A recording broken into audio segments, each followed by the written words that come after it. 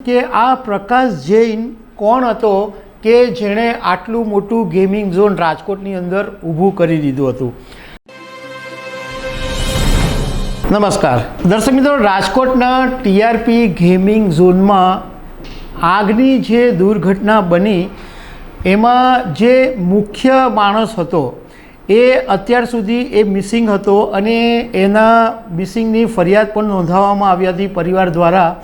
પરંતુ હવે એવું જાણવા મળ્યું છે કે આ સૌરાષ્ટ્રમાં સૌથી મોટું ગેમિંગ ઝોન ઊભું કરનાર મુખ્ય માણસ પ્રકાશ જૈન પણ આ આગની દુર્ઘટનામાં મોતને ભેટ્યો છે। પણ અમે તમારી સાથે એ વાત કરીશું કે આ પ્રકાશ જૈન કોણ હતો કે જેણે આટલું મોટું ગેમિંગ ઝોન રાજકોટની અંદર ઊભું કરી દીધું હતું। મારું નામ રાજેશ શાહ છે અને તમે જોઈ રહ્યા છો ખબર છે .com।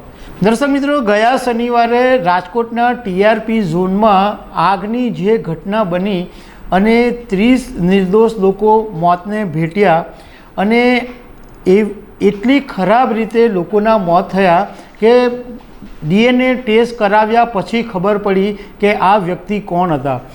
જ્યારે આગની દુર્ઘટના બની ત્યારથી જ આ વસ્તુની ચર્ચા શરૂ થઈ હતી કે આ સૌરાષ્ટ્રની અંદર સૌથી મોટું ગેમિંગ ઝોન ઊભું કરનાર વ્યક્તિ કોણ છે।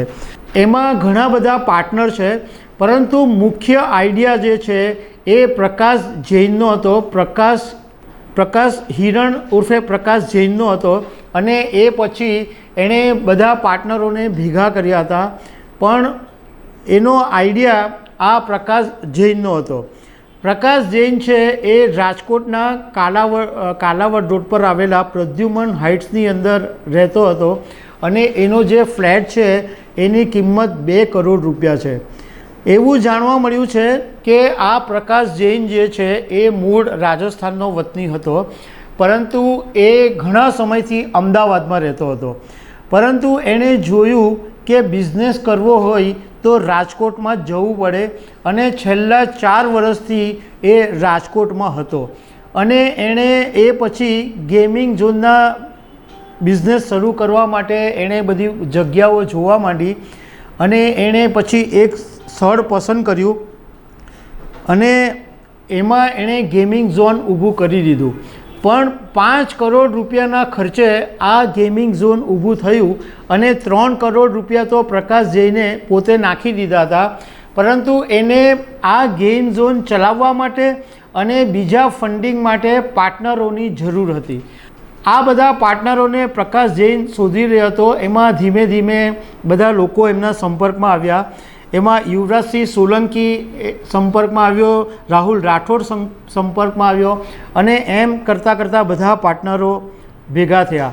આ ટીઆરપી ગેમ ઝોન છે એમાં પ્રકાશ જૈન, આ યુવરાજસિંહ સોલંકી, રાહુલ રાઠોડ, અશોકસિંહ જાડેજા, કિરીટસિંહ જાડેજા, ધવલ ઠક્કર, આ બધા જ લોકો આની અંદર પાર્ટનર હતા, પરંતુ સૌથી વધારે ભાગીદારીનો જે હિસ્સો હતો એ પ્રકાશ જૈનના ભાગે આવતો હતો।